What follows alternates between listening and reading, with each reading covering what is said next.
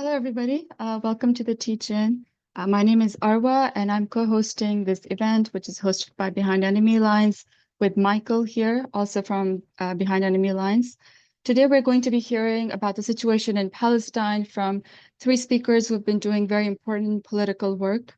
To all those tuning in now, please put your comments and questions in the Q&A chat on YouTube, and we will get to them towards the end of the session. So I'll just ask our speakers now to briefly introduce themselves, say who they are.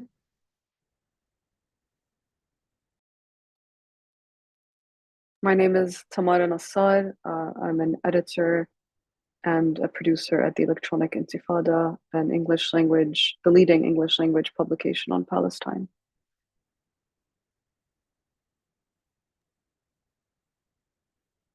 Great. Max? I'm Max Ayo. I am a researcher at the University of Ghent and a longtime anti-Zionist activist.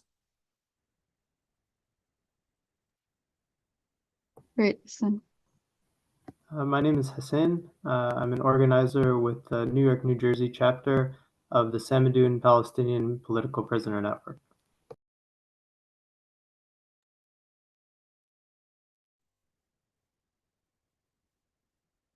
great. I'll just say, before we hear from our speakers, I'll just say a little bit now about who we are, what we've been doing, and why are we doing this teach-in.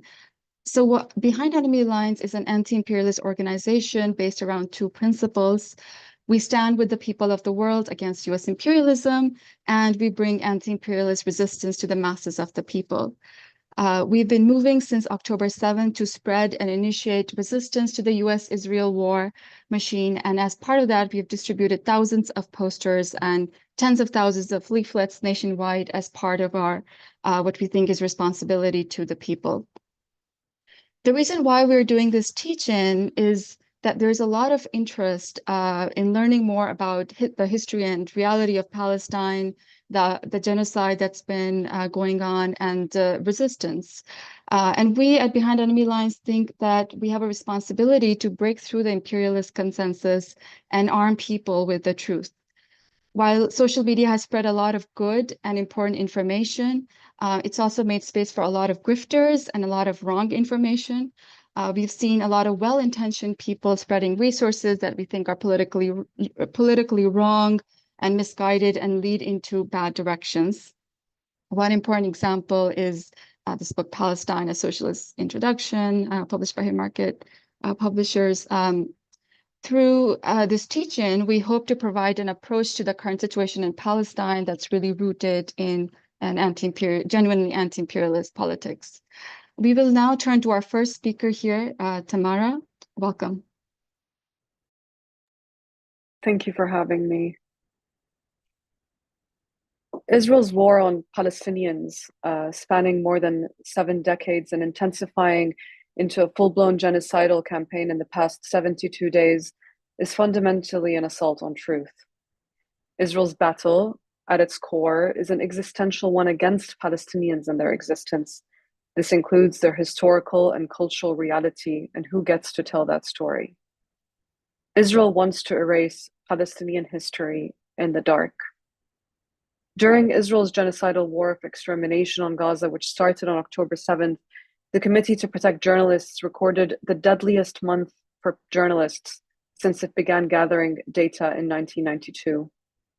Just on Friday, an Israeli drone attack killed an Al Jazeera cameraman and injured the network's bureau chief as they were covering an Israeli attack on a school in Khan Yunis in the south of Gaza. Wa'il al-Dahdouh, the bureau chief who was injured, said from his hospital bed, "We reached certain locations that no camera lens had reached since the ground invasion. Even civil defense and ambulances had not reached those places," he said. The Israeli drone missile that was fired at Wa'il and his cameraman injured him and injured them both, but Samir Abu Daqqa was stuck due to his injuries and unable to evacuate. And the ambulances that were dispatched to evacuate Wa'il and Samir were unable to reach Samir in time, and he was left there to bleed for hours on the ground until he bled to death. Israel's killing of Samir Abu Daqqa is the latest in its apparently deliberate and systematic attacks on Palestinian journalists and their families. With Abu Daqqa's death, the number of journalists and media workers killed during Israel's genocidal war has exceeded 90.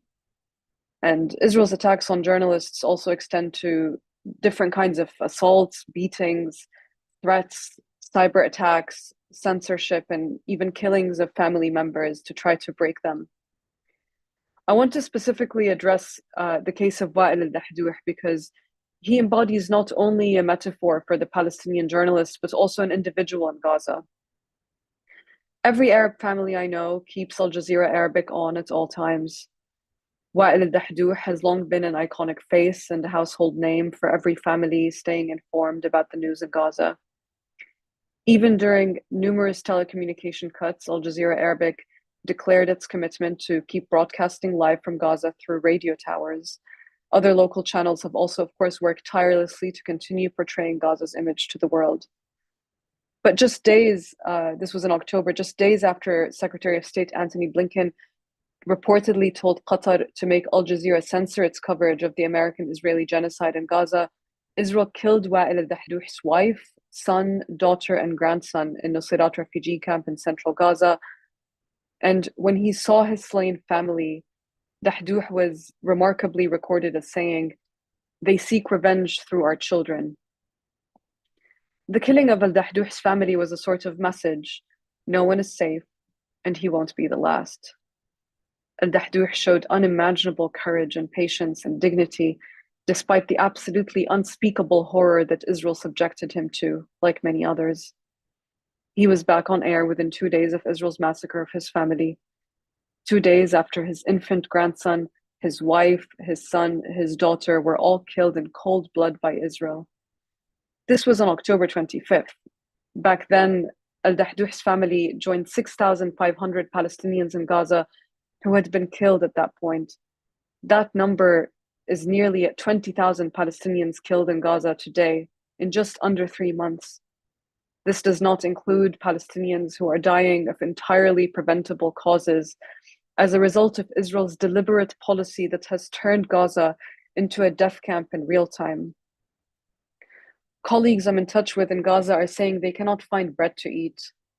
They travel long distances across the coastal enclave to search for basic necessities like food, water, flour, rice. Fruits and vegetables are considered a luxury at this point.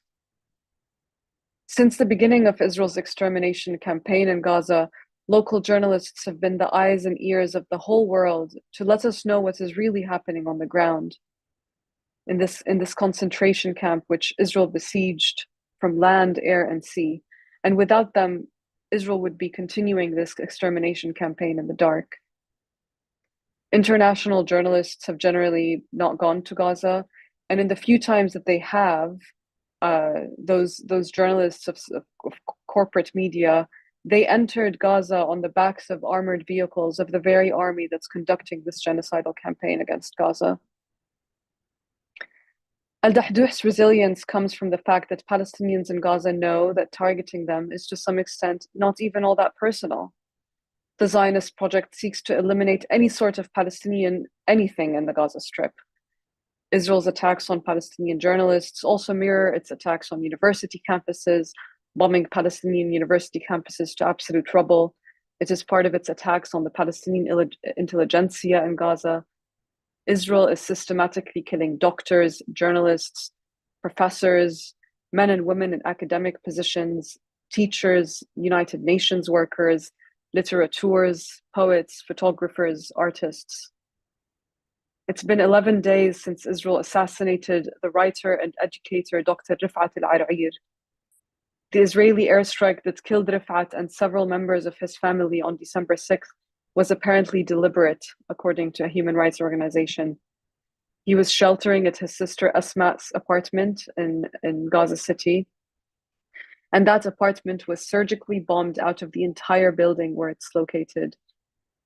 suggesting that it was a deliberate attack that was targeting specifically that apartment.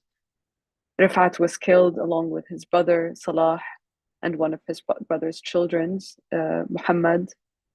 His sister Asma and three of her children were also killed, in addition to one of their neighbors. Other family members were also injured by the Israeli attack. Rifat had been displaced multiple times within the Gaza Strip after his home was attacked by the Israeli military during the second week of Israel's genocidal assault. Rifat was a legend of a man. He was a professor of English literature at the Islamic University of Gaza. He was a poet. He knew, like many other Palestinian literateurs murdered by the Zionist enemy historically, that the rifle and the pen were mirrors of one another in a fight for freedom from a settler colonial enemy that seeks to erase our history.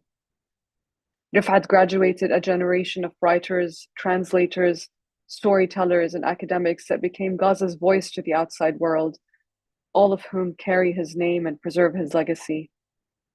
He changed so many lives. He also worked very closely with the Electronic Intifada and was among the most prominent opponents of Israel's genocidal war against Gaza. Nothing frustrates the Zionist enemy more than killing the Palestinian, for it never achieves the desired outcome. Palestinians know that death is not the end. Israel assassinated Rifat, a Palestinian literary giant, to try to erase something permanently. Rifat did not want to die. He had so many more students he wanted to teach and so many poems he wanted to write. But Israel killed him, and in doing so, it also immortalized him. There was a video of a Palestinian young man that was circulated in the past few days. This young man was emerging from the rubble of his destroyed home, covered in gray dust with blood all over his head. He tells the camera person filming him that his mother and his sisters had been killed in the Israeli airstrike. He says, "Look at me. I'm fine. I'm alive." Gesturing with his hand in the shape of a circle, he makes a small circle and he says, "Do you see? Gaza is a small circle that the whole world conspired against and tried to destroy. But Gaza is resilient. It is strong. It fights back." The courage and dignity and resilience you see in that young man are unique to the whole world. You don't see this anywhere. But this is not unique to Gaza. Gaza ultimately is a small strip of land, smaller than Chicago or LA, despite my general dislike for such comparisons. Gaza's length is shorter than that of a full marathon. It is an extremely dense place with a very dense population. Gaza has been completely shuttered from the world for the past 17 years. Israel bombed Gaza's only airport, and it controls this small coastal enclave from land, air, and sea. This means that a child in Gaza does not know a life without the siege. Before this genocidal campaign started, the best Gaza could get was 12 hours of electricity per day. Those were the best days in Gaza before this killing machine even started on October 7th. Gaza's water was already unfit for drinking. Palestinian fishers in the Strip were already limited to a few nautical miles.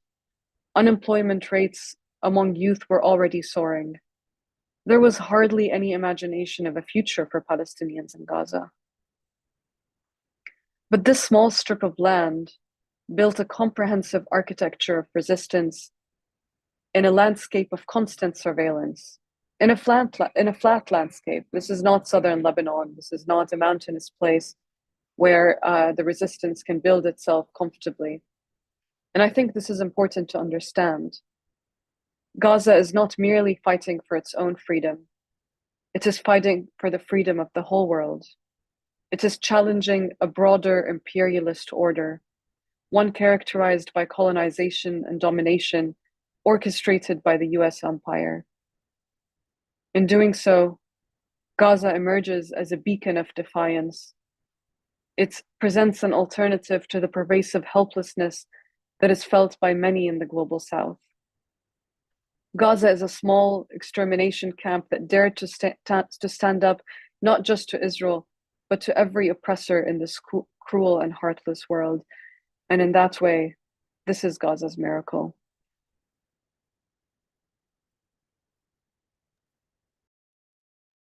Thank you, Tamara. For those who are tuning in, please drop in any questions you have for her in the YouTube chat. She has to leave the session early, so she won't be around for the general Q&A session. So we'll take 1 to 2 questions that you have for her now. I think we have one question here for you, Tamara. What is the biggest misconception about what is going on right now in Gaza?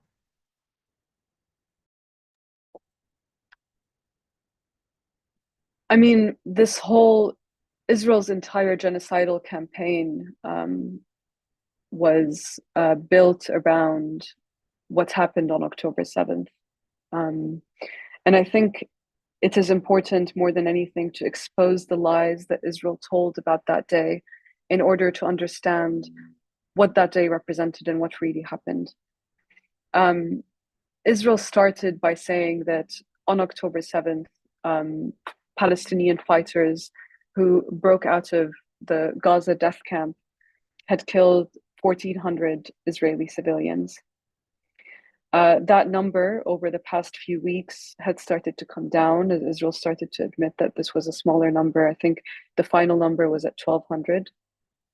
And about half of them were considered Israeli civilians.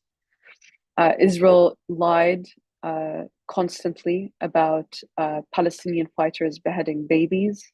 It spread lies about Hamas fighters conducting mass rapes as a tool of war.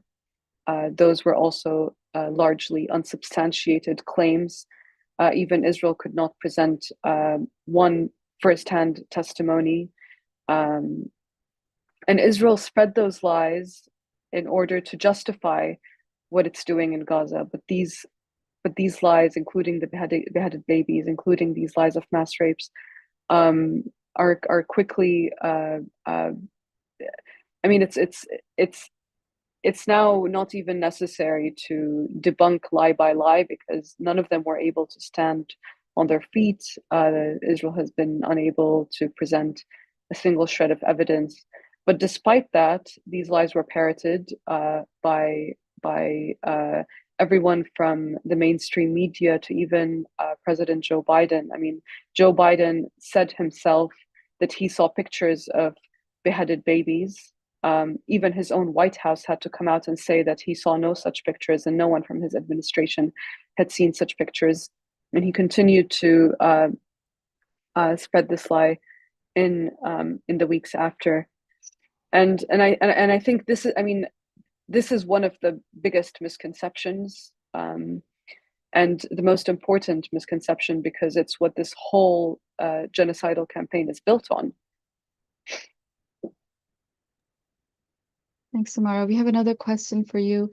What kind of repression and censorship do you and other journalists who are telling the truth face in the US and from tech monopolies?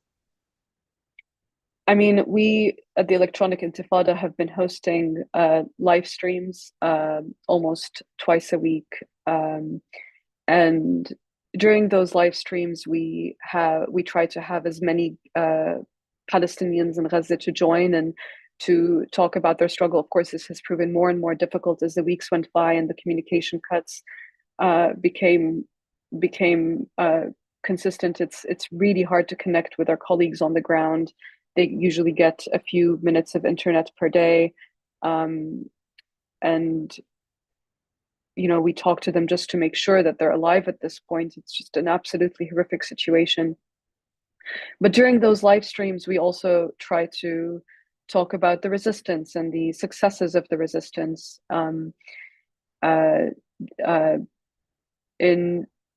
the past few weeks, YouTube has taken down some of our videos where we discuss those things, even though we're just doing basic reporting and analysis. That of course mainstream media in the US and in Europe has of course completely not touched. And so when we present those videos put out by the resistance and try to analyze them and to talk about the military and strategic analysis of what the resistance in Gaza has been able to achieve. Those videos have been taken down. Some of them have been able to stay up, but it's an extremely hostile environment to try to discuss any of this freely. Thanks, Tamara. I think this is it for our questions for tomorrow. We just want to thank you for taking the time to speak to us and for doing the important political work that you're doing. I will now hand it over to Michael, who's going to say a little bit about something that Behind Enemy Lines has been working on. Thank you. Thank you, Arwa, and thank you, Tamara, for sharing that. I hope people will find her work at the Electronic Intifada, will watch those live streams and support what they're doing. It's an invaluable source for those of us, especially in the English-speaking world and in the Imperial Corps. I think what really comes through to me from what Tamara was sharing about what's been happening on the ground in Gaza is that we have a responsibility to act in even greater numbers and with greater seriousness and discipline and fortitude here in the US, the country that's behind so much of this horror that's raining down on the people of Gaza. And the people who are behind this, the politicians, the weapons manufacturers, the complicit institutions, should be met with protest and resistance, and really should know peace, should know no peace. So in Behind Enemy Lines, we've been trying to do agitation and exposure against one of these ruling class families that's based here in Chicago, the Crown family. They're the principal shareholders of General Dynamics, the 5th largest weapons contractors in the world. And they sell MK Mark 84 bombs to the IDF as a principal staple of the death and destruction that's been rained down on the people of Gaza. So we've been trying to expose and resist the institutions that are tied in with that. One of them being the Art Institute of Chicago, one of the largest and most prominent art institutions in the country that sits right in the heart of downtown Chicago on Michigan Avenue, that has a gallery named for the Crown family, has one of the Crowns on its board of trustees, has a scholarship at its associated school named for the Crowns. So we've been campaigning all summer to get them to cut ties with the Crowns as a concrete step of supporting the people of Palestine. And a couple of weeks ago, we stepped up that protest into some action against the Crown family. So I think our tech comrade is going to cue that video up for us.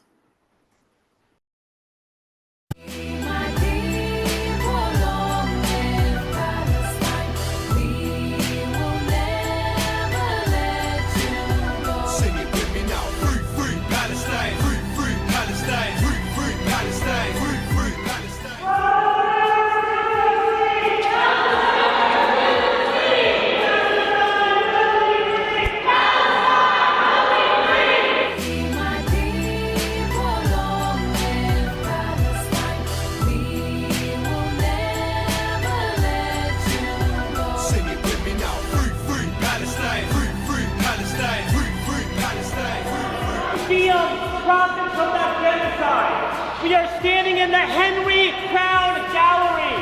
The Crown family is the major shareholder of General Dynamics, the 5th largest weapons contractor in the world. They sell MK-84 bombs to the IDF.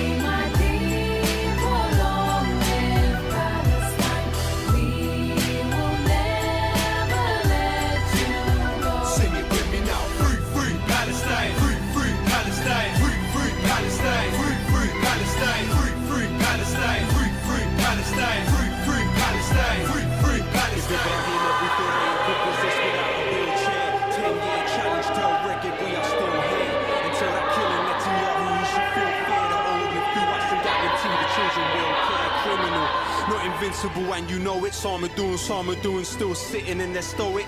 May not feel us with you when you listen to our poems you inspire. Thanks, Michael. Now we will hear from our next speaker, Max Isle. Welcome. Hi, thank you for organizing the event. Thank you for inviting all of us, and to Hussein from Samidoun for speaking alongside me, and Tamara, who left. I'm going to talk a little bit about some of the prevalent myths that have, I think, distorted some of the structure of thinking about what's going on in Palestine. And I think the myths are essentially twofold, right? The myths, the way they distort and damage our political work, and one of them is that Hamas is a kind of Israeli puppet, and behind that Israel permitted the attacks. And that there is no kind of active nationalist or national liberation resistance in the region. And the other is that the U.S. is under the control of Israel rather than the other way around. So I want to start by talking a little bit about the U.S.-Israel special relationship, and in fact, its historical basis in Israeli state formation. So even from the late 1800s, Israel was explicitly structured and conceived by its petty bourgeois ideologues in Central Europe as a bulwark of Europe against Asia, that it was understood as an organic extension of the European imperial and not merely colonial project in order to guard and defend European colonial capitalist interests amongst the overwhelming majority of humanity, then as now inhabitants of the Asian continent, right? And Israel first began to fulfill that mission with its smashing of the Arab armies in 48-49, which attracted the attention of the U.S. Defense Intelligentsia, the generals, the U.S. Political apparatus, which was impressed with Israeli performance and thought that it could be a useful recruit for the U.S. periphery doctrine. What would later be termed the periphery doctrine, the U.S. search for non-Arab allies to contain Arab nationalism. But first, Israel was much more allied with declining France, which was trying to defend its interests in the Arab region as it was getting fighting wars of national liberation in Tunisia and Algeria, and being forced into withdrawal elsewhere in its Levantine territories. And so they collaborated, Israel, France, and the United Kingdom, to try and reverse Gamal Abdel Nasser's nationalization of the Suez Canal. Afterwards, France was the major armor of Israel, supplying it Mirage jets. Meanwhile, Israel worked closely with France to assassinate the outstanding Arab Moroccan national liberation intellectual, Mahdi Ben Barka. And so all of this, Israel was by this point well armored to actually hammer the Arab nationalist states that were then attempting to combine redistribution with resistance to Israel in 1967 during the Six-Day War. Before that point, U.S. defense attaches were looking at what was happening in Syria, which was sponsoring Fedayeen raids across the armistice lines into occupied Palestine. And it was saying, okay, you have what's burgeoning here is actually a Middle Eastern Cuba. It had to be taken out.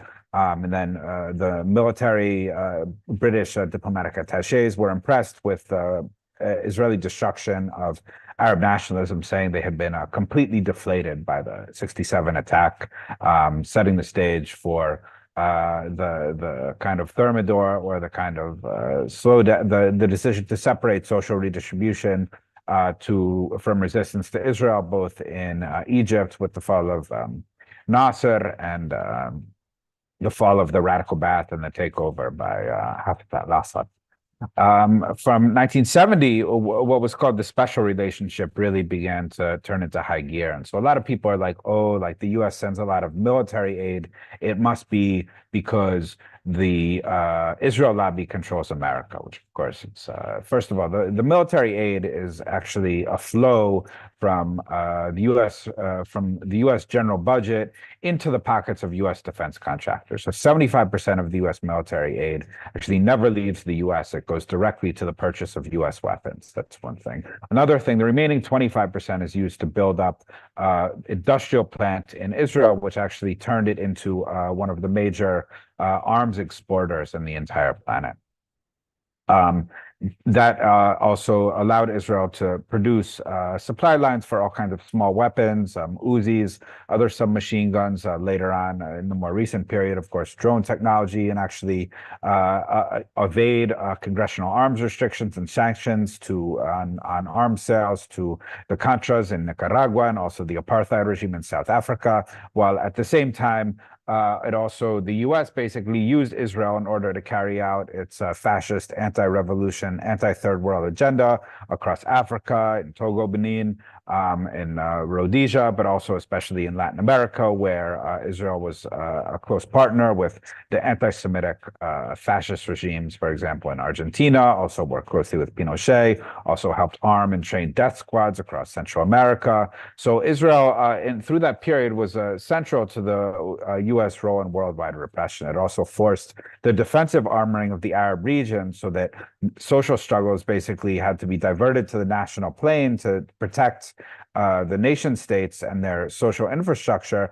And so basically all the resources, of the Arab region increasingly were swept up in arms purchases rather than providing for their people and offering the threat of a alternative national democratic or populist or even socialist developmental model, right? Israel prevented that from happening. Israel also, in the words of Ali Qadri, instilled a sense of defeat amongst the Arab working classes, starting with 1967, but also subsequent warring on the Palestinians on the Palestinian revolutionary movements, through the assassination of Hassan Kanafani, through intervention in the Lebanese civil war, and so forth, right? So so Israel has always been a central lever of U.S. power in the region. Of course, that people say that, but it became, why was the U.S. supporting Israel after the fall of the Cold War? In fact, Israel became, even in its way, even more central as it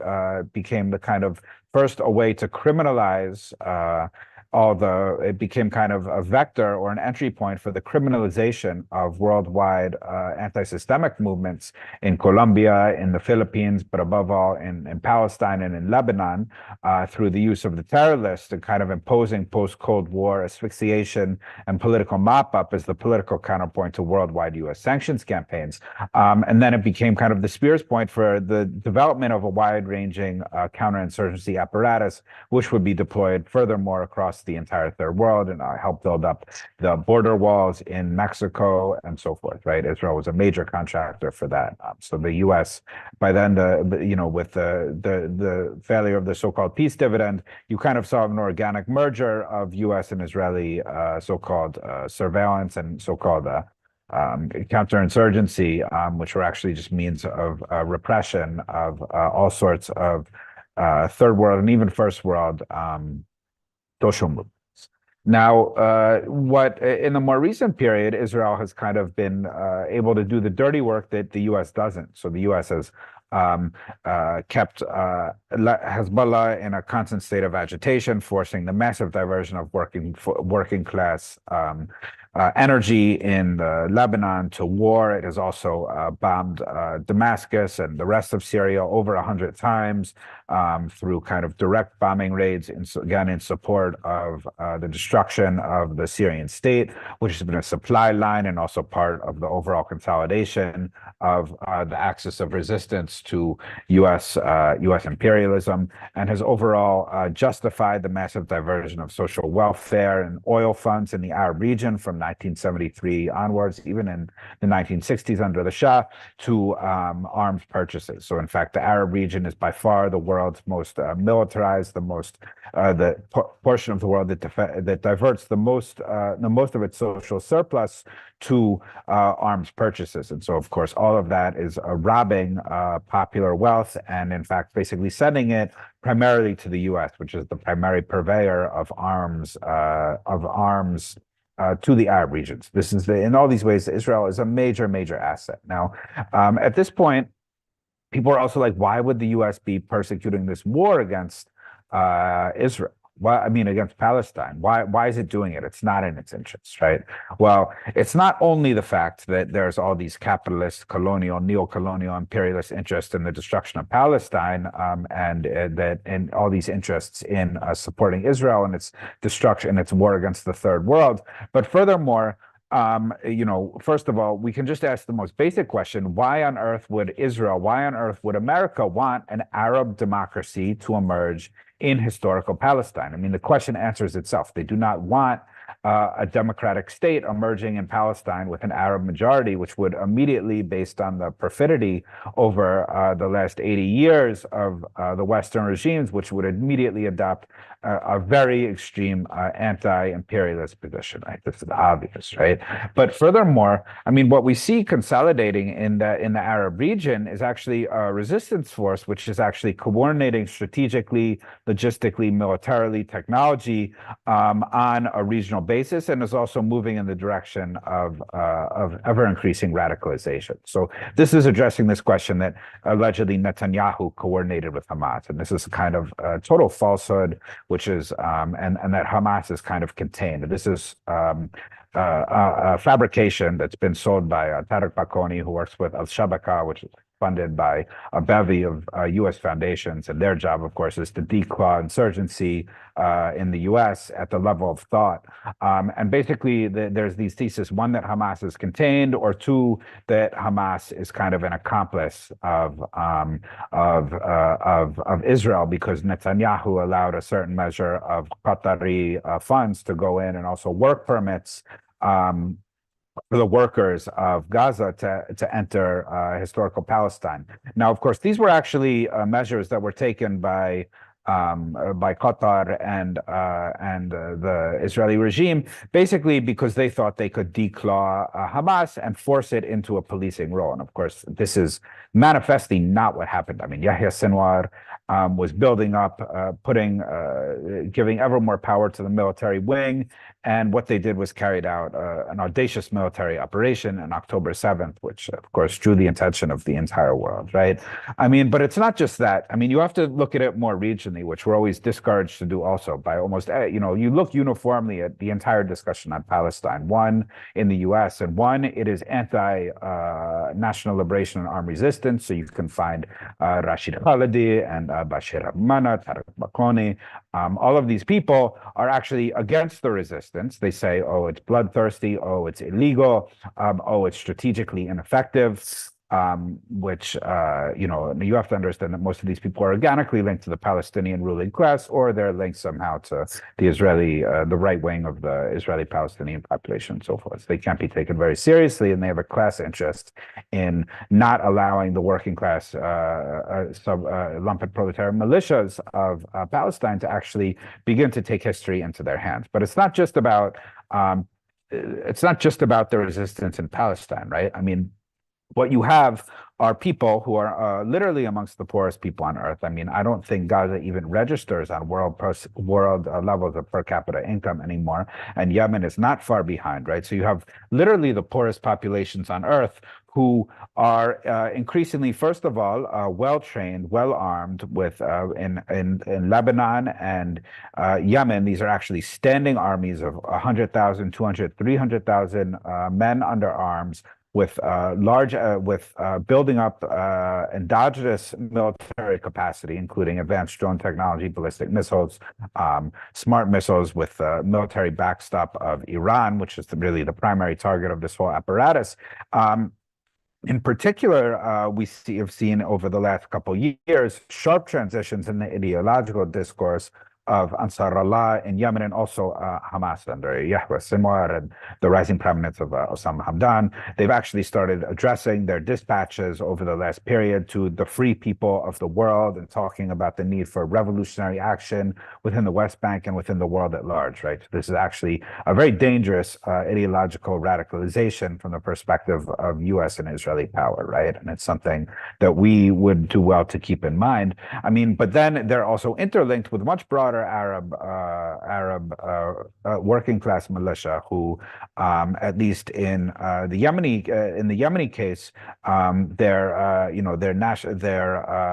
national vision document talks about ending inequalities or oppressions that are linked to class. So actually, they've started to adopt a class discourse. This is borrowing based on the kind of hybridization of Zaydi Islam, and also they're borrowing from the kind of Islamic liberation theology that emerged from the Islamic Republic of Iran, the Islamic Revolution, which flourished there in 1979, drawing extensively on Third World Marxism, Arab republicanism, dependency theory, and so forth. And the first thing they did was declare enmity to Israel and the United States during that revolution, and this is the same thing the Houthis started to do in 2000, the Ansar, which the kind of vernacular name for Ansar Allah, started to say this in 2002, 2003, started to become less hostile and sectarian or prejudicial terms to, for example, the Jewish basis of the Israeli state, and become much more nationalist and directly targeting Israel and Zionism and the United States. I mean, it's a gradually evolving discourse, but this has been the general thrust of the shift in their rhetoric and their ideology. You can also find them speaking well of the Venezuelan national development experience, which has thoroughly impressed them. So what we've seen is actually a phase shift in this resistance movement itself, which is actually a movement that now is a standing army with state power. And right now, it's by far the most revolutionary movement in the world today in defending Palestine. They're carrying out what you could call a right to protect or humanitarian intervention, also applying the boycott through our sanctions on Israeli shipping, through closure of the Strait of the Mandeb and the Red Sea, being very clear that this is out of a revolutionary commitment to lifting the siege on Gaza and in support of the Palestinian resistance. So, in fact, right there in the Arab region, we are seeing actually an amazing anti-systemic, potentially revolutionary transformation of Arab resistance practice, which is going beyond simply opposition to Israel or Zionism. It's thoroughly evolved into a broader anti-imperialist practice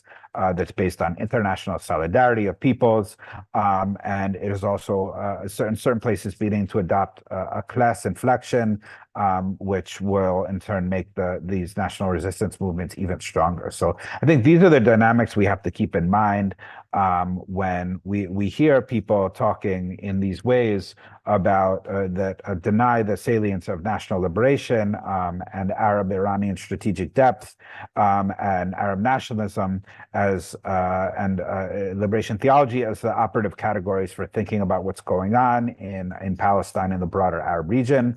And these are also dynamics we have to keep in mind when people are trying to confuse us with this rhetoric, these smoke screens about Israel controlling the United States. I mean, actually, it should be noted, not out of any sympathy, but the Israeli economy is broken.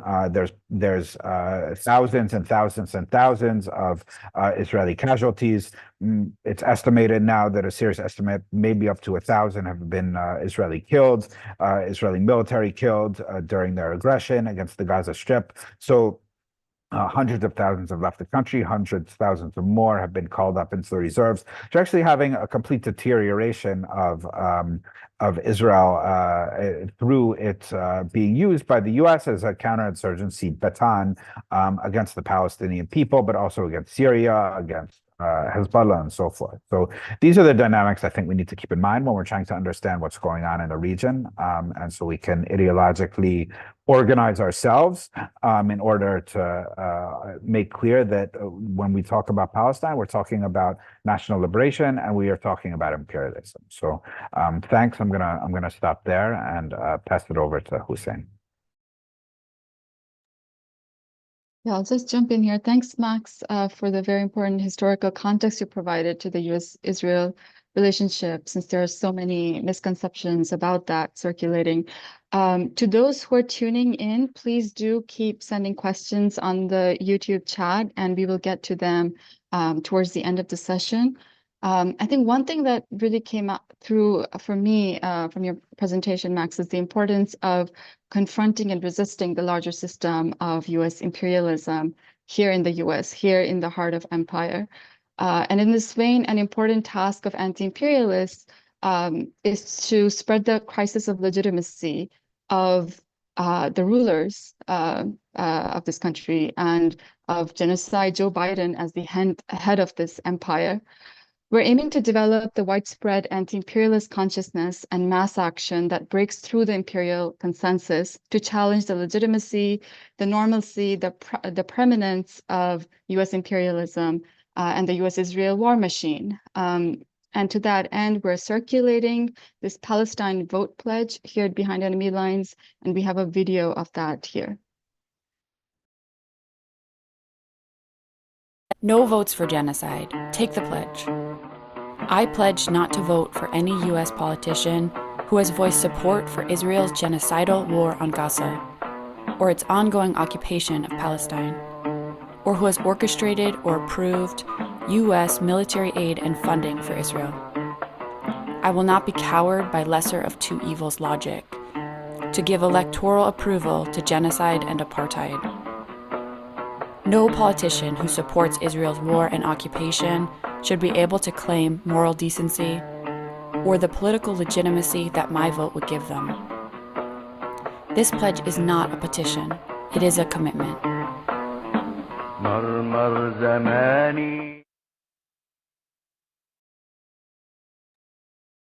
Great. We're gonna now move to our last speaker, Hussein from Samidoun. Welcome. Hello, and thanks for having me. And thank you to Max. That was a great presentation. It's a lot of really important points that we all need to think of. And of course, thank you to Tamara.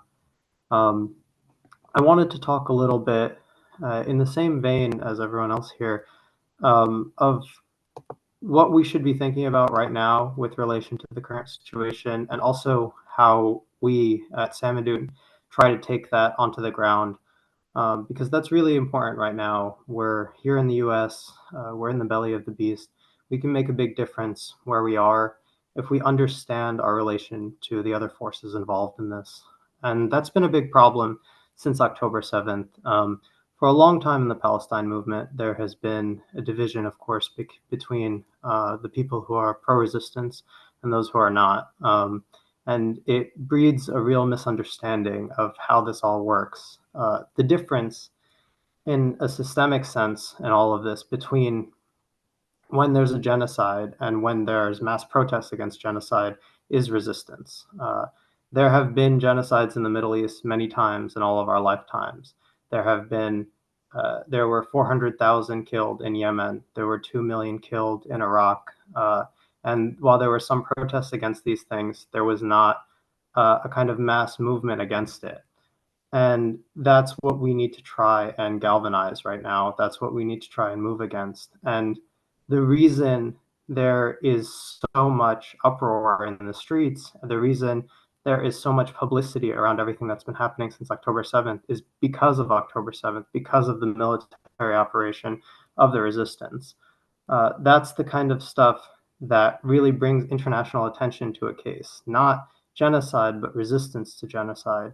Because all things considered, if we look at the situation of the Middle East broadly, genocide has been the norm, at least the past 20 years, but really longer than that. There's that famous clip of Margaret Thatcher talking about how it was worth it to have 500,000 dead children in Iraq. And that was 500,000 dead children around 30 years ago at this point. And it hardly made a dent in the American consciousness. It hardly made a difference in anti-imperialist resistance.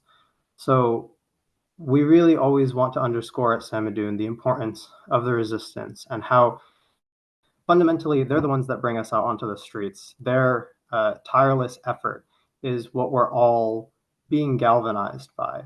And that's why at Samidoun, we're specifically focused on Palestinian political prisoners. So that's what I wanted to talk about, the prisoners and their resistance. So the Palestinian political prisoners are at the center of everything that's happening right now.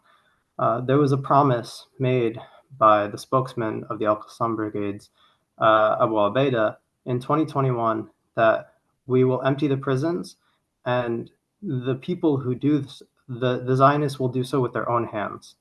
And that's what we saw in the most recent prisoner exchange. We saw the prisons being emptied one by one, but with the Zionists being forced into that exchange. It was not something, it was a deeply humiliating event for them. It was something that came as a result of a military defeat. So these are promises that the resistance makes to its prisoners. And the reason that happens is because the prisoners are part and parcel of the resistance. The prison conditions are terrible, and the prisoners resist the prison conditions from within the prisons. They organize newspapers. They organize collective action from within the prisons, hunger strikes. They even organize prison escapes, like the famous Freedom Tunnel in 2021, where 6 prisoners were able to dig out of the prisons with spoons. And that's the kind of stuff that we're always trying to bring attention to in Samidoun. If you look also at the prisoner exchanges, one of the reasons we even have the resistance the way it is today is because of prisoner exchanges. Historically, prisoner exchanges have always been absolutely like one of the most important things in building up the resistance, in bringing back our prisoners who led the resistance to lead it again, to bring it forward. Yahya Sinwar, who is now at the head of this struggle, was released in a prisoner exchange in 2011, where 1,000 Palestinian prisoners were exchanged for a single captured Israeli soldier. So that's what October 7th was all about, to set the stage for a new prisoner exchange, what's called the All for All exchange. The idea behind that is to capture a number of Zionist soldiers and exchange them en masse for all of the Palestinian prisoners, to completely empty the Palestinian prisons. This would be a monumental prison exchange. It would be a huge victory for the resistance and broadly for all of Gaza, all of Palestine, and all of the Middle East. To have the 10,000 prisoners languishing in Zionist prisons come out by the thousands. That's the goal of October 7th, to set the terms of this agreement, to make it so that the prisons can be emptied, the sanctities will be defended, the Al-Aqsa Mosque will be defended. And that's also the context that was talked about, that's missed in, like Tamara was saying, the lies about October 7th. The idea that this was a campaign of mass rape, of mass assault on civilians, of anything like that, that really does not fit a political goal.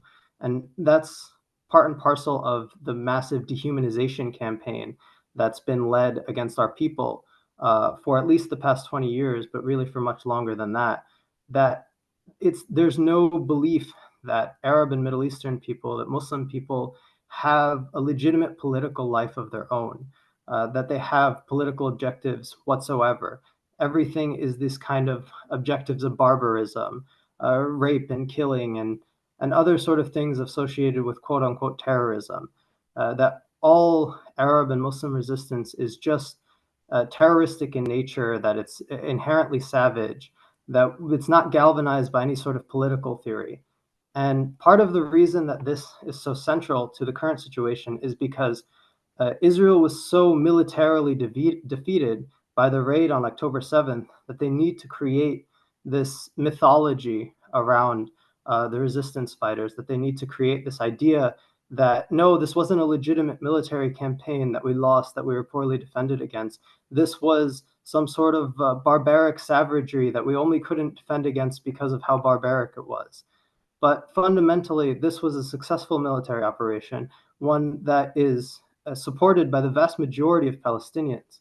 Even to this day, there was a poll released recently polling Palestinians in the West Bank and Gaza about their support of what happened on October 7th. And the vast majority of people supported what happened on October 7th and said they still support it now, despite all the costs that have been paid. Like Tamara was saying, little Gaza is resisting the whole world, and people are proud of that. People are proud of that despite the costs. And the costs are costs that we are used to bearing in our region.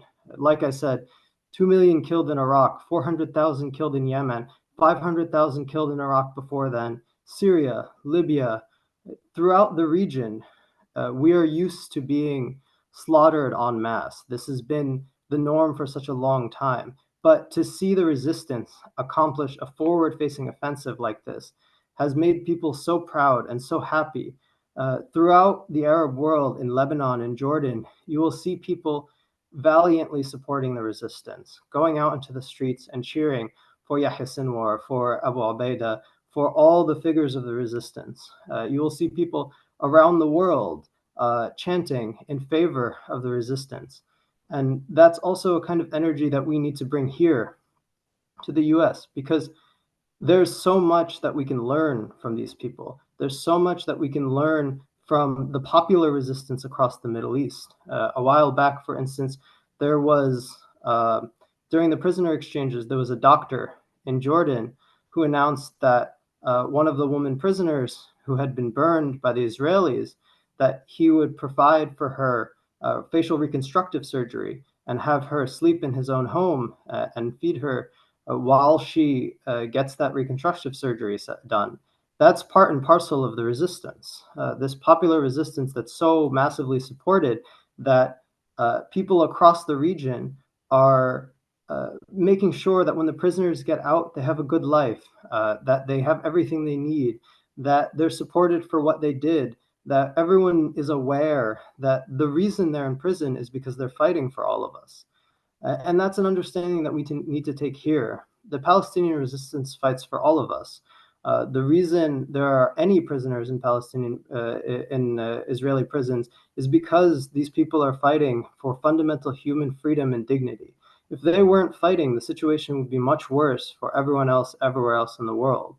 They're holding imperialism, holding its focus in this small strip so that it doesn't spread to the whole world.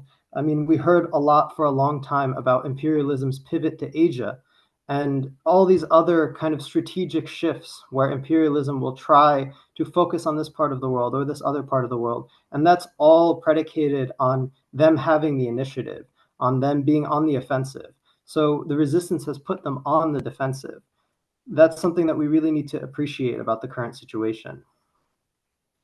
And one thing I wanted to speak about too, in relation to the points that Max was making, is that it is really important, definitely, to understand that Israel does not control the US, that Israel does not control Hamas. Both of those myths, in addition to being just completely incorrect, are also racist, fundamentally, because it's an idea that Israel controls everything that happens in the Middle East, that Arabs don't do anything in the Middle East, that Muslims don't do anything in the Middle East, that we don't actually affect the events of our region, we're just merely acted upon. And that's a ridiculous idea. It's a colonial idea. And it's an idea that the resistance disproves time and time again. The resistance is consistently making promises and keeping those promises. The resistance is consistently pushing forward in ways that improve the lives of people across the Middle East, like the blocking of the Bab el-Mandeb Strait in Yemen, like the continuous resistance operations, freeing prisoners and making sure that people's lives are getting better, freer, more dignified. A lot of people are looking at the current situation and they're saying, well, is resistance really worth it if the people's houses are demolished, if so many people are being killed? But what needs to be understood is that this was the norm, that this was happening in a slow way for a very long time, and that what the resistance is doing has a real chance of fundamentally shifting the situation, has a real chance of fundamentally changing it and putting the imperialists on the back foot. And that's something we're always trying to focus on here in the US and bringing home to here, because we want people to see people from other imperialized countries, from other colonized nations, to take the example of the resistance, to read publications from the resistance, to make sure that they have an understanding of what's happening in there from the mouths of the people involved, so that they can galvanize their own resistance in their own countries, so that they can lead their own movements for their own people. And so that here in the US, we can have a good idea of what forces we're actually up against and what forces are really on our side. So that, like we've said before, like Behind Enemy Lines has been talking about, so that we can create a real crisis of legitimacy here and make it and move away from this idea that it's us, as in us with the US government, against the people of the world, against the quote unquote terrorists, against the backwards people, the Arabs and the Muslims of the Middle East. It's not. It's the free people of the world, like the resistance has been saying over and over again, against the tyrants, against the ruling class, against the oppressors. And it's the free people of the world trying to free themselves, free their nations from these rules, from these ruling classes that bring them nothing but genocide and poverty and displacement and homelessness and hunger. So much of the anti-resistance narrative has become so hegemonic here in the US that even the basic work that groups like Samidoun do is constantly under attack. I mean, our organization, even here in the US, our members have seen attacks from the police, direct attacks, pulling us out of protests and trying to beat us up, police showing up at our house. Our Instagram was banned, and when we tried to bring it back, the hashtag to bring it back was also banned. Our chapter in Germany, the comrades there, the chapter was summarily banned by the German government. Their houses were raided, in addition to a number of mosques all across Germany. And the lead activist there, Zaid Abdel Nasr, they're trying to deport him. And the only reason they're not able to deport him is because of a quirk in the way German law relates to Palestine, where they can't deport him to Palestine, where he's from, because they don't technically acknowledge that Palestine is a real country. So they have nowhere to deport him.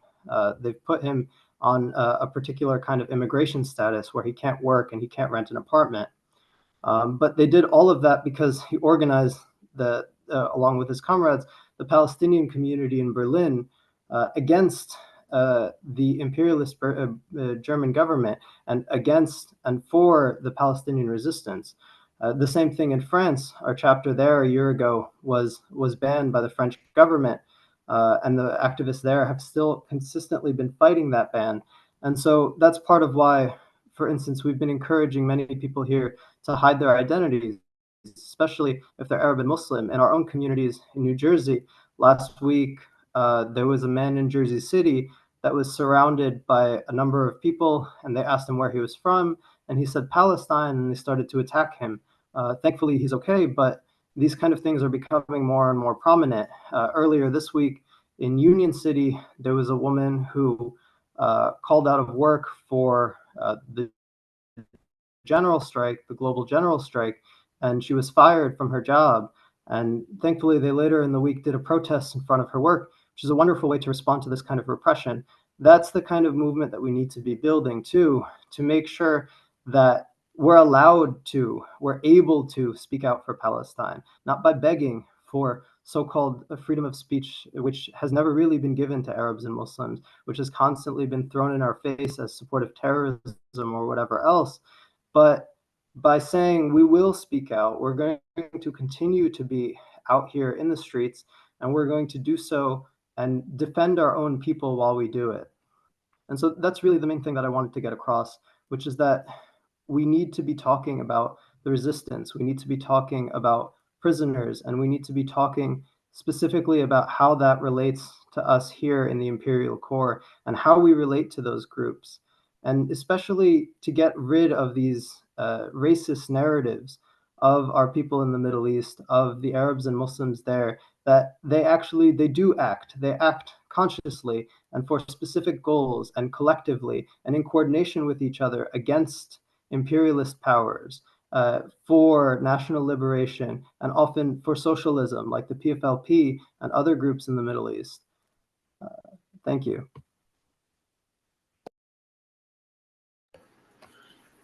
Thank you so much, Hussein, for that presentation. Thank you to Max as well for those presentations. I think one of the points that Max made about who's driving the ship in terms of the relationship between Israel and the United States is very important in terms of understanding how we approach the political situation and how we think about the question of friends and enemies. And that's why, we're encouraging people to take this vote pledge, and why when we talk about people like AOC or John Fetterman or Bernie Sanders or any of these kind of people, why they've refused to even call for a ceasefire or voted for HR 888, which equates anti-Semitism and anti-Zionism, isn't because they're getting AIPAC money or they're disloyal to the US because they're loyal to Israel. In fact, it's that supporting Israel is the ultimate expression of support for US imperialism and US hegemony. So that's why our project is called Behind Enemy Lines, because we believe that the empire is the enemy and people who live in the US have an obligation to resist it.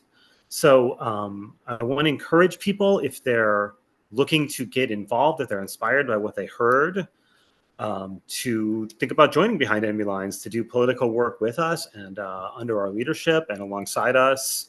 You can see some of the photos that the Tech Comrade is showing from our Instagram page. I hope you'll follow it and share it.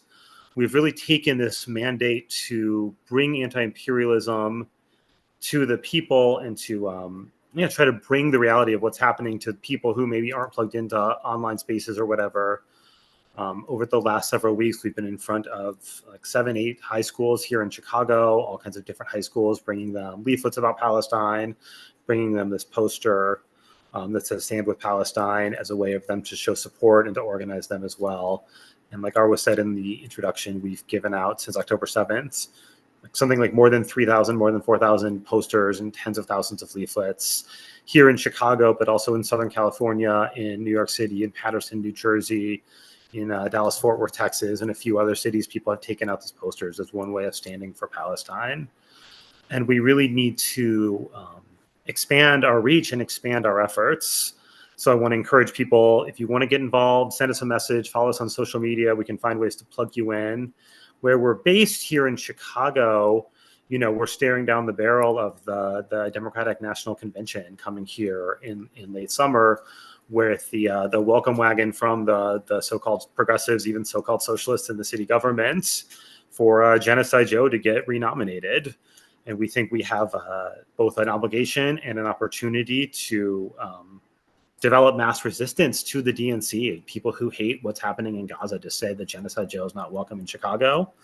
But to do this and to make this happen, we need people, right? So if you're in Chicago, if you're not in Chicago, if you want to do something with anti-imperialism, hit us up, get involved, find your people, and if we can be those people for you, let us know. The other thing, of course, to get this material in people's hands, to expand events like this, to expand what we're doing, it does take funds. As you can guess, we don't have any Ford Foundation money, any NGO money lining up behind an anti-imperialist project that would host an event like this. We don't have a mansion on the north side of Chicago to host events in. So if people can support and sustain Behind Enemy Lines, I hope you'll do that. Behind-enemy-lines.org. Yeah, where it is on your screen there's a donate button. You can make a donation of any amount, $5, $10, $100, make it monthly, to keep us with what we're doing. So if you can support us that way, please do. And we'll send the same to Samidoun, to Electronic Intifada as well. And with that, I will hand it over to Arwa, who can lead us into the Q&A. Thanks so much, comments. Great. Thanks so much, Michael. We have about 15 minutes left. So we'll just jump into the Q&A session now with Max and Hussein. For our live viewers, do drop in your questions, comments in the live chat. for Max and Hussein, we have here a set of questions in the chat asking what are the shortcomings or concerns / trends you have seen in the movement for Palestine or marches, and people are asking the protests and the marches seem to be getting smaller in recent weeks, even though the atrocities continue. Why, in your view, is the movement slowing down? So whoever wants to go first, please feel free.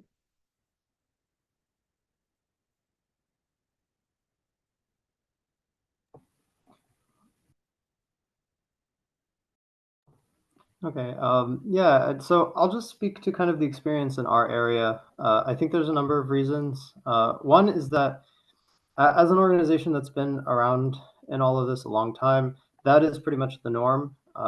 There is kind of, for a couple months, a lot of activity, and then things start to die down. That's a pretty big problem, but it needs to be solved in much more complicated ways than just kind of more protests or less protests. It's not really just on the level of protests. There needs to be different kinds of activities. We've had a lot of success by doing teach-ins, smaller teach-ins, and also doing things in different places. Part of the issue is that a lot of the emphasis tends to be on the big cities. And people are always kind of having to like truck out to the big cities, and doing that day after day, week after week, month after month for people who don't live in the city is very costly, very time consuming, and doesn't really build a movement in their own area with their neighbors, with their friends and family. So that's also something that we're trying to address, that I've seen other groups trying to address, but is really a long-standing movement, and not just a long-standing problem in our movement, but not just in our movement, but in many other movements, kind of the hyper-focus on the big cities. And beyond that, there's also an issue, like I was saying, of messaging.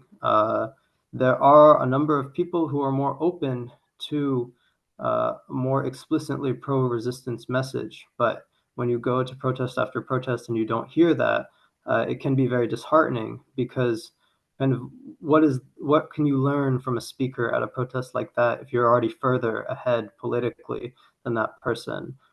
We went to a demonstration relatively recently, and someone started their speech with, of course, I condemn the heinous atrocities of October 7th. And that's very negative. It takes people back to a very false idea that some people had because of deeply held racist beliefs about Arabs and Muslims, that this was like a wanton slaughter and a mass rape. Some people developed that belief in early October, but even many of the people who had that belief then don't have it now. So to still be talking in that same way, I think that's part of the reason why things are not progressing as much as they should. Max, would you like to add something? No, I mean, I haven't been on the ground in the US, so I don't think I can really address it.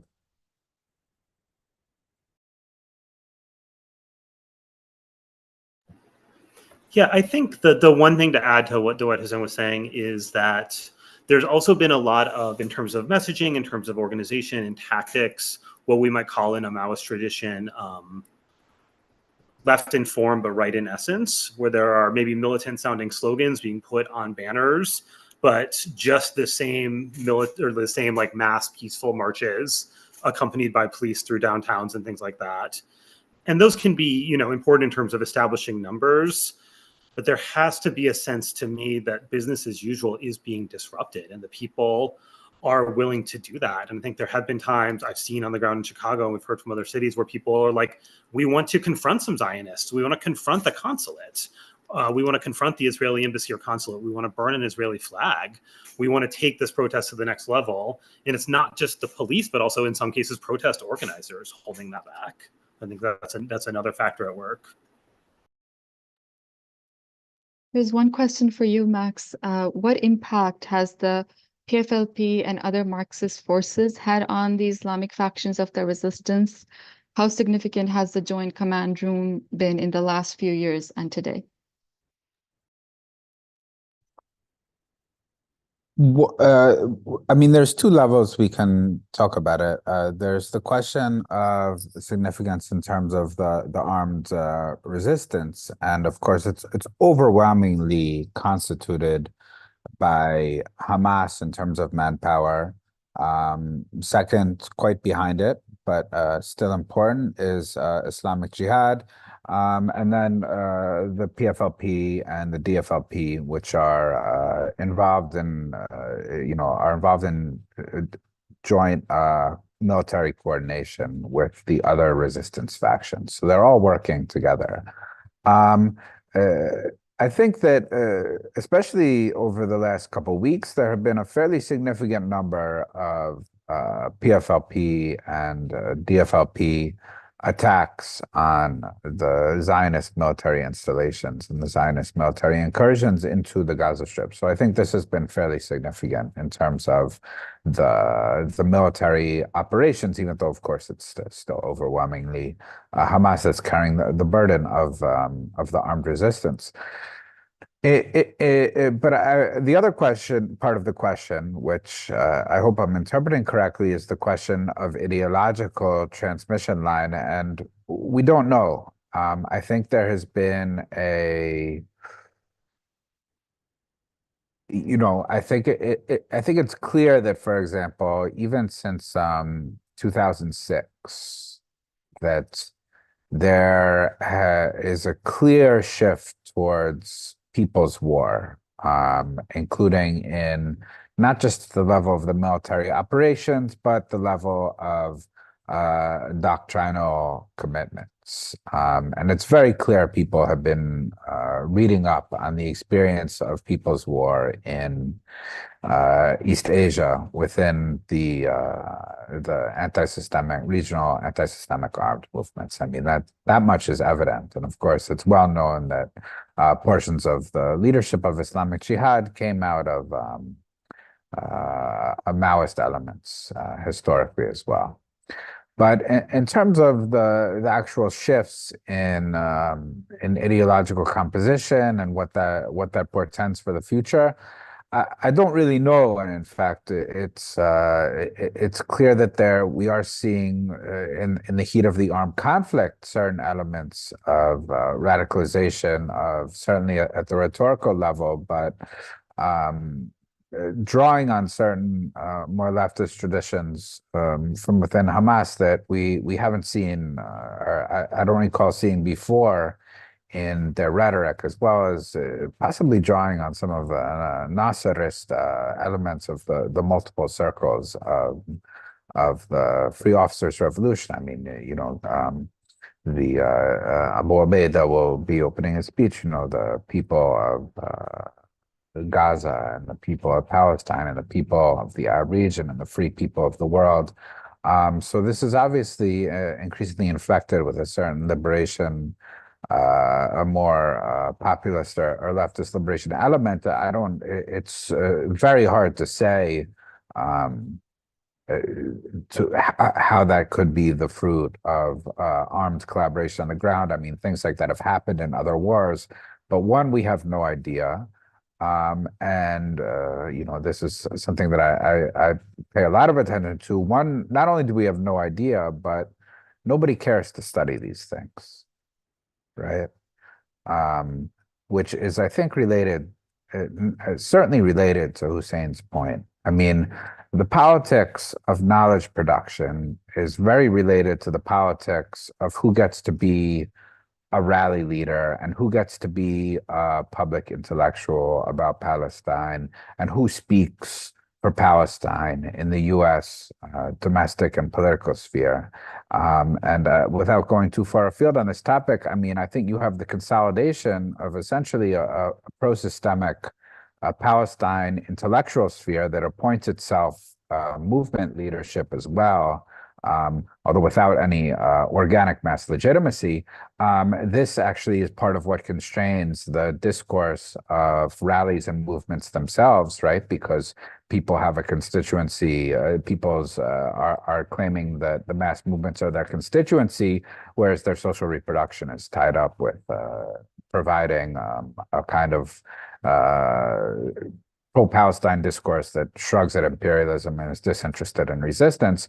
And this is in turn tied to, I think, a lack of the other side of the coin that relates directly to the question is that we haven't seen any, there's barely any work on the armed movements. In fact, people have the scholarly literature is riddled with contempt for them. This isn't because you can't go into Gaza. I was in Gaza 13 years ago. I lived there for 6 months. You can go into Gaza if you want to. People don't want to study those things, and they shy away from them. So we just don't know. Suddenly, when you don't know enough about something, suddenly the world can surprise you, as has happened in the last 2 months and 2 weeks. Thanks, Max. We have time for one last set of questions, and this is for both Max and Hussein. So our viewers are asking, why aren't the Arab governments doing more to stop Israel? What's going on with regard to Lebanon, on Hezbollah? And lastly, what are the contradictions internationally and internally to Israel that are at play right now? So either of you can take that first. Hussein should go ahead. I was just talking for a while. I'll probably be more brief on this point than I was on the last one. Really, that's been the case forever now. The Arab governments are predominantly reactionary governments propped up by the same imperialist powers that are being fought in Palestine. It's in their best interest, just like it's in the best interest of Israel and in the US, to destroy the resistance. This includes many of the closest nations geographically, like Saudi Arabia and Egypt, but also even further than that, most of the Middle Eastern countries, most of the governments that are not explicitly part of the resistance axis, and in a governmental way, not like Lebanon, but in Yemen, for instance, the governments there are absolutely against this because, like Max was saying earlier, there is a real chance for a free and democratic Palestine, and that would put so much pressure on the unfree, dictatorial capitalist states all around Palestine. It would cause huge ripple effects throughout the region. Even the protests in favor of Palestine have been a huge problem for the reactionary Arab governments because they're very worried about those protests turning into something against the government.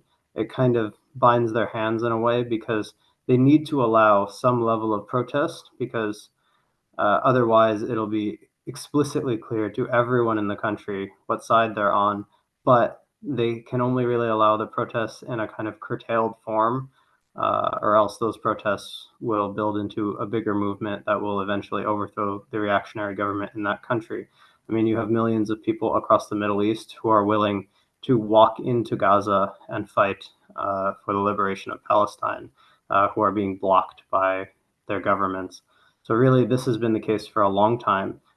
These countries, they're led by people that are themselves supported by these imperialist powers that get aid from those imperialist powers in tunes of billions of dollars, that have personal fortunes built on contracts with the imperialist powers. And so that's not going to change anytime soon. Hussein, can you take out the question very briefly of internal contradictions within Israel, particularly with regards to demands for hostage exchanges and things like that? Sure. That's a really important question because there aren't overall many internal contradictions in Israeli society that are relevant to our movement. That's something that before October 7th was really often very overstated. A lot of people try to make this idea of kind of a unity between the quote unquote Israeli left and the Palestinian left, but it's important to realize that there's no Israeli left, and there hasn't been a single Israeli martyr for Palestine in 75 years. But in terms of internal contradictions that are relevant to our struggle, the particular one related to the All for All exchange is really significant. I mean, you see the organizations that are in Israel looking for freedom for their hostages, for the hostages taken by the Palestinian resistance, they know at this point, and knew pretty soon after October 7th, that the only chance to get their families back is a comprehensive prisoner exchange on the terms of the resistance. And they're seeing day after day their family members being killed by the Israeli state. So yeah, that's definitely a really big inflection point, like splitting point in Israeli civil society. And it's something that like the protests, the anti-government protests leading up to all of this were something that it's known that the resistance was considering these things, these factors in their offensives, considering the fact that there is this division within settler society. There are even Quranic verses that talk about how the fall of your enemies will come from their internal divisions magnified by your resistance. And so that, of course, echoes the same kind of Marxist and Maoist formulations. And that's definitely a central point of what's happening right now.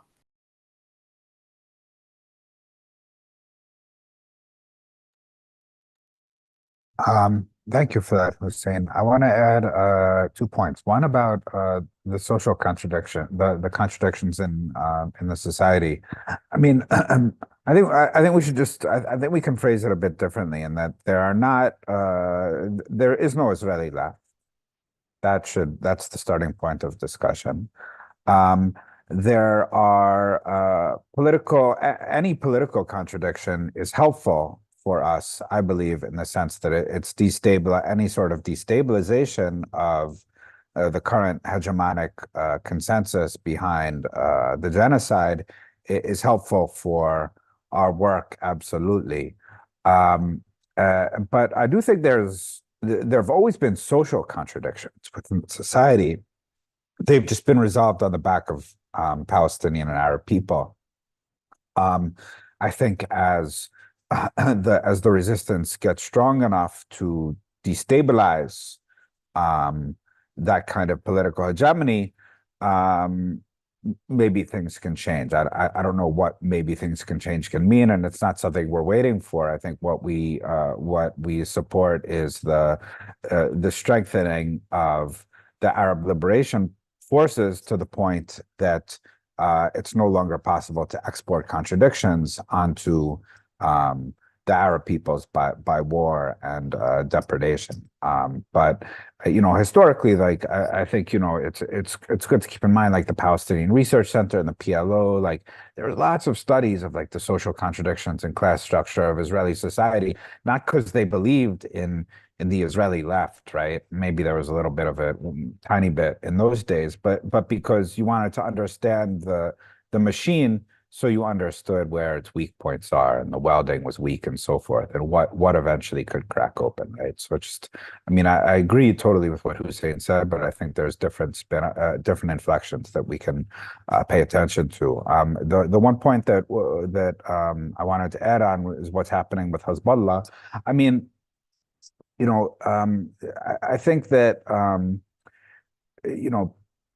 and I don't say this about the questioner, but I think there's some kind of expectation that things are like movies, and that the Lebanese resistance is capable of preventing the destruction of Gaza, or was capable of kind of doing a humanitarian intervention to save the day. And that is not possible, right?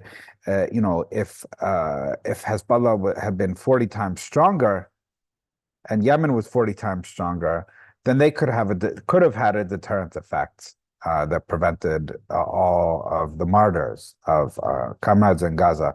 But this is a history that didn't happen, and so the history we have is the history that we do have, which is that their deterrent forces are strong enough to protect their own armistice lines to some extent, but not strong enough to prevent what's happening in Gaza. No armed intervention. An armed intervention would have meant the immediate leveling of Lebanese cities, and mass destruction, and a pretext for an immediate U.S. intervention. So what you see instead is an ever widening escalation, the destruction of military infrastructure on the northern armistice line between occupied Palestine and Lebanon, with billions and billions and billions of dollars of military infrastructure and surveillance infrastructure has been destroyed.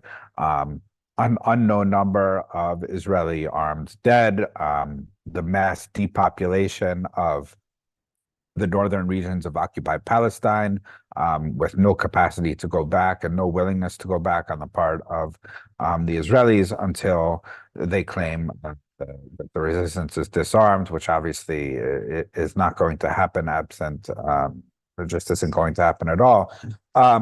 And so forth. So there's been a lot going on, and of course the constant attrition and ripping up of also Israeli tanks, barracks, and so forth. So there's a lot going on, and if they had immediately launched an all-out attack, what would have happened is that the Northern Front would have opened up with U.S. assistance. So, and at this point, at this point, both the U.S. and Israel are converged on the idea that they're going to have to enter a sustained warfare in any case with Hezbollah in the very near future. At least this is the way people are talking in Israeli society, and this is, of course, the U.S. talks through its guard dog in Israel.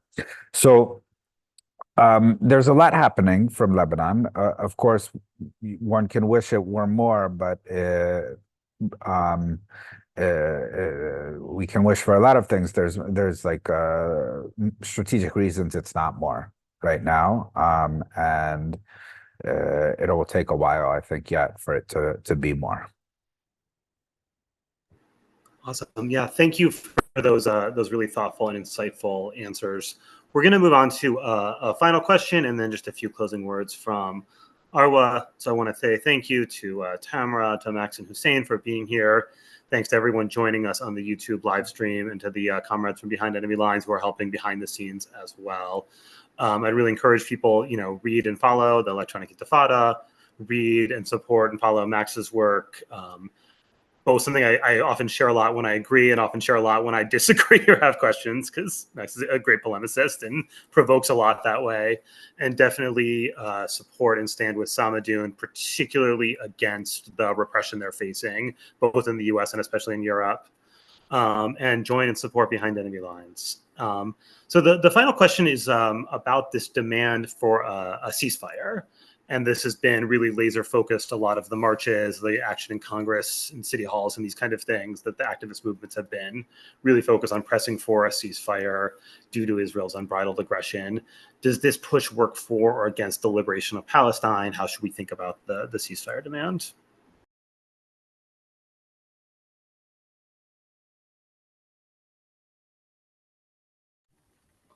I think it's really understandable that people push for the ceasefire demand. I'm talking basically just individuals who kind of don't have a full understanding of the conflict, don't have a full understanding of conflict in general. But the way it's pushed, especially by nonprofits, is undoubtedly not organic to the movement. It pushes out a lot of other demands, much more radical demands. And not even just radical in kind of a broad political sense, but radical in the sense of getting to the root of the problem, which is the occupation, which is imperialism. For instance, a much better slogan just directly in place of it is something like "Stop the Genocide," because really we don't want a ceasefire in the sense of both sides stop. That is, the ceasefire is to an extent the norm. And what happens in a ceasefire is the Zionist entity will bomb wantonly. They constantly violate ceasefires. There's no way to impose a ceasefire kind of by magic or by rote. This is where the kind of misunderstanding of the fundamentals of conflict comes into play, because the ceasefire is something you have to impose, something you have to set the terms for, and the terms for breaking that have to be, like, the conditions for breaking that have to be set in stone and clear. If there's no party ready to guarantee a ceasefire, then the word is just that, it's a word. And that's part of the problem with all of this right now. calling for a ceasefire consistently, constantly as the main demand of the biggest marches, is that let's say the ceasefire catches on. Who does it catch on with? Who are you targeting this demand at? Predominantly US policymakers. US policymakers are going to say something like, you know, we are going to impose a ceasefire. Let's say that does happen. You know, let's say this demand does accomplish its fundamental goal of getting Joe Biden or whomever to say the word ceasefire. Well, they're just simply not going to actually impose it. They're just going to say, well, we demand that Israel has a ceasefire. And then they're going to make that play that they make all the time that's incredibly corny that Max was speaking about, which is that, oh, well, you know, we don't control Israel. They're gonna violate the ceasefire. They're gonna do whatever they want. Because if we just focus on the demand as a demand, we completely give up our power as people in this country. We give up our power to organize with each other, to force concessions. We give up our power to actually pay attention to what's happening on the ground and realize that, for instance, the resistance is consistently making a lot of military victories. And that when there is a ceasefire like there was recently, it's because of those military victories. It's a consequence of what happens on the ground and not just these kind of abstracted demands. And the reason why it's important for us to have demands in line with the resistance and not kind of abstractly in our own ideas is that we are trying to build, hopefully, international people's power, international anti-imperialist resistance, and not just a movement which begs politicians for this, that, or the other thing.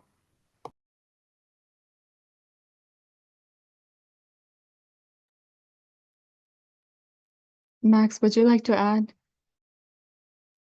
No, very little. I mean, I think you know, I think that the call for a ceasefire has very largely been a way of avoiding engagement with the politicization of the cause and turning it into a case of both political management and also like a humanitarian cry that demands a process of political management rather than a liberation struggle. I mean, what you know, what Hamas is saying is we want you know, when the aggression stops, right, then we will negotiate a full prisoner exchange.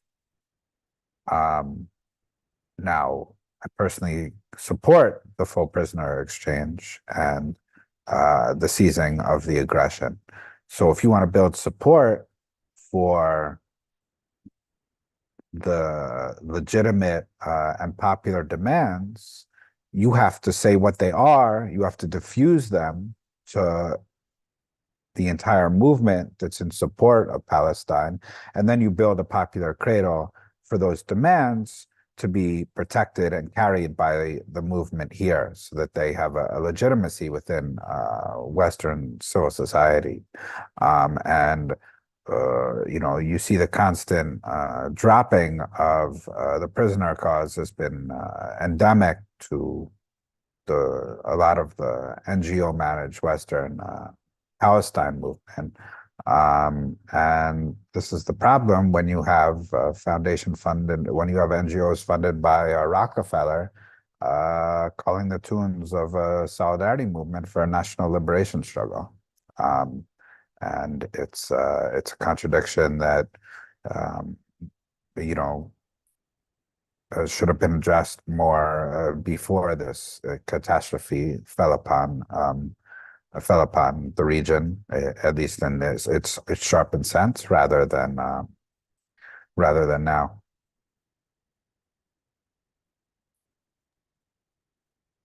Thanks, Max and Hussein, for those very helpful and informative responses. We're out of time, so unless Hussein and Max want to add something, we'll just wrap it up here.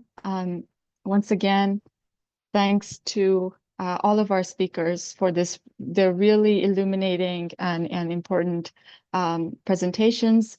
To our viewers, please support Behind Enemy Lines, please support Samidoun, please support Electronic Intifada, please support Max Zile, and wherever you find yourself, do whatever it takes to stop this genocide. to stand with Palestine, and if you're in the US, to bring the anti-war struggle to the American masses in the belly of the beast. It is our responsibility to rise up against US imperialism, and that means stopping the US-Israeli genocide and ethnic cleansing in Palestine. Thank you all for tuning in, and we hope to see you again soon.